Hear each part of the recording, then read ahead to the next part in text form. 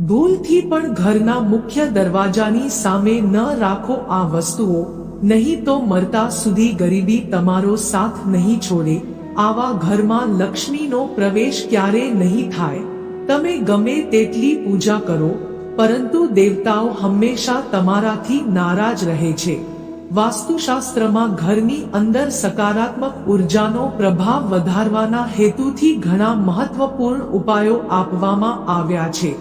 વાસ્તુ અનુસાર ઘરનો દરેક ભાગ સકારાત્મક અને નકારાત્મક ઉર્જાનો સંચાર કરે છે, અને જો તેને યોગ્ય જગ્યાએ રાખવામાં ન આવે તો તે ઘરમાં નકારાત્મકતા ફેલાવે છે. તેનાથી ઘરની આર્થિક સ્થિતિ પર અસર પડે છે અને ઘરમાં મુશ્કેલી આવે છે.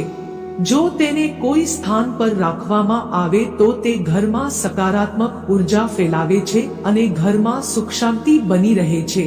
મિત્રો, વાસ્તુ અનુસાર ઘરનો મુખ્ય દરવાજો દરેક પ્રકારની સુખ સમૃદ્ધિ અને વૈભવનું પ્રવેશદ્વાર છે, પરંતુ જો તેની દિશા ખોટી હોય અથવા તેની સામે કોઈ એવી વસ્તુઓ રાખવામાં આવે જે નકારાત્મકતા ફેલાવે છે, તો પરેશાનીઓ, ગરીબી અને રોગો ઘરમાં પ્રવેશ કરે છે. એટલે જ વાસ્તુશાસ્ત્રમાં ઘરના મુખ્ય દરવાજાને વધુ મહત્વ આપવામાં આવ્યું છે. વાસ્તુ અનુસાર કેટલીક એવી વસ્તુઓ છે જે મુખ્ય દરવાજાની સામે ન હોવી જોઈએ. આ વસ્તુઓ માત્ર અશુભ તો હોય જ છે, પણ તેઓ અનેક પ્રકારની સમસ્યાઓ ઊભી કરે છે. તેની અસર પરિવારની મહિલાઓ, વડીલો પર પડે છે અને કેટલીક બાબતોમાં પરિવારની મુખ્ય વ્યક્તિના જીવનને પ્રભાવિત કરે છે અને તેમને સ્વાસ્થ્યની સાથે આર્થિક સમસ્યાઓનો પણ સામનો કરવો પડે છે. તો ચાલો જાણીએ પરિવારની મુખ્ય અસરો વિશે. દરવાજાની સામે કઈ વસ્તુ છે જેને અશુભ માનવામાં આવે છે. પરંતુ તે પહેલા તમને વિનંતી છે કે જો તમે વિડીયોને હજુ સુધી લાઈક નથી કર્યું તો એક લાઈક કરો અને તમારા મિત્રો સાથે પણ શેર કરો. વાસ્તુ અનુસાર ઘરના મુખ્ય દરવાજાની સામે ગંદુ પાણી એકઠું થવું ખૂબ જ અશુભ માનવામાં આવે છે. તેનાથી વાસ્તુ દોષ થાય છે. ગંદા પાણીમાં અનેક પ્રકારના બેક્ટેરિયા ઉગે છે, જે પરિવારના સભ્યોને બીમાર કરી શકે છે. તેથી જો ઘરની સામે ગંદુ પાણી જમા થઈ જાય તો તેને તાત્કાલિક દૂર કરવું જોઈએ.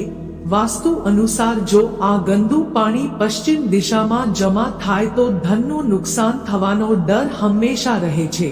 હવે વાત કરીશું કાંટાવાળા છોડ. કાંટાળો છોડ ઘણી વખત લોકો ઘરની સુંદરતા વધારવા માટે ઘરની સામે કાંટાવાળા છોડ રાખે છે, પરંતુ આવું કરવું બિલકુલ ખોટું છે. મુખ્ય દરવાજાની સામે કાંટાવાળા છોડ રાખવાથી મુશ્કેલી સર્જાય છે, પરિવારના સભ્યોમાં પરસ્પર પ્રેમ ઘટે છે, સાથે જ શત્રુઓની સંખ્યા પણ વધે છે. તેથી ઘરની સામે કાંટાવાળો છોડ ન રાખવો. ઘરના મુખ્ય દરવાજાની સામે તુલસીનો છોડ કે સુગંધિત ફૂલ લગાવો. 3. કેટલાક લોકો ઘરના મુખ્ય દરવાજાની સામે ડસ્ટબિન રાખે છે, પરંતુ વાસ્તુ અનુસાર તે પીડાદાયક છે અને ધનની ખોટનું સૂચક માનવામાં આવે છે. તો આવું ન કરો મિત્રો. ડસ્ટબિન ઉત્તર દિશામાં ન રાખવું જોઈએ. આ દિશા દેવી દુર્ગા માટે શુભ માનવામાં આવે છે, લક્ષ્મીની દિશા માનવામાં આવે છે. જો આપણે નંબર 4 ની વાત કરીએ તો ત્યાં ઇલેક્ટ્રિક પોલ છે.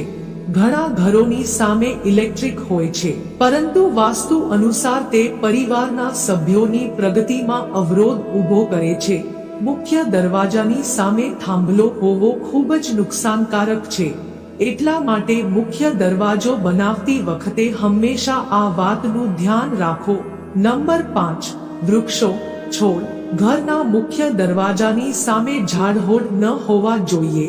તેનાથી વાસ્તુ દોષ થાય છે. સાથે જ સૂર્યપ્રકાશ પ્રવેશવા નથી દેતો.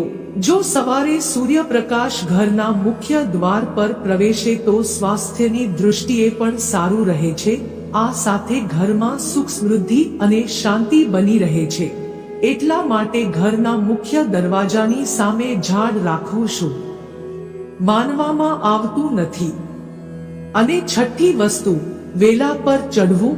ઘરની સામેથી વેલા પર ચઢવું ખૂબ જ અશુભ માનવામાં આવે છે.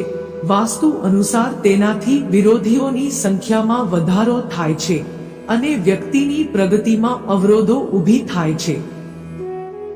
નંબર 7, વાસ્તુ અનુસાર મુખ્ય દ્વારથી ઊંચો રસ્તો હોવો દુઃખદાયક છે. એટલે કે તમારા મુખ્ય દ્વારનો ઉમરો રોડ કરતા ઊંચો હોવો જોઈએ.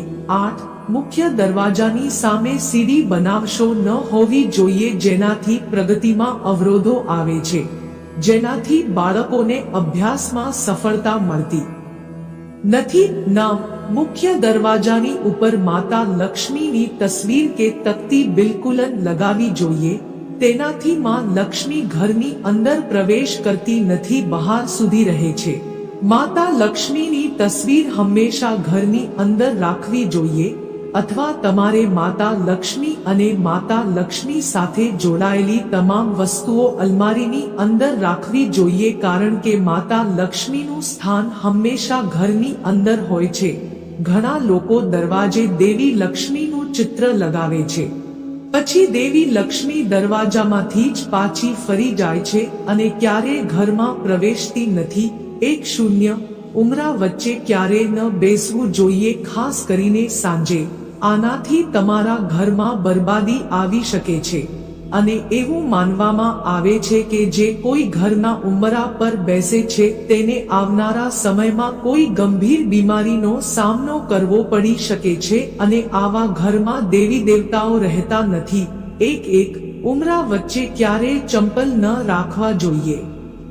સ્વચ્છતા હંમેશા જાળવવી જોઈએ, કારણ કે આમાં લક્ષ્મીના માર્ગમાં જો કોઈ અડચણ આવે તો તમારે આ ભૂલ બિલકુલ ન કરવી જોઈએ. આ સિવાય એ પણ ધ્યાનમાં રાખો કે તમારે તમારા મુખ્ય દરવાજા પર ક્યારેય કાટવાળું કે જૂનું તૂટેલું તાળું ન વાપરવું જોઈએ, કારણ કે એવી માન્યતા છે કે કાટવાળું તાળું લગાવવાથી વ્યક્તિના જીવનમાં કાટ લાગી જાય છે. મિત્રો, જો તમને વિડિયો પસંદ આવ્યો હોય તો વિડિયોને લાઈક કરજો અને સાથે ચેનલને પણ સબસ્ક્રાઇબ કરી લેજો. તમારો ખૂબ આભાર.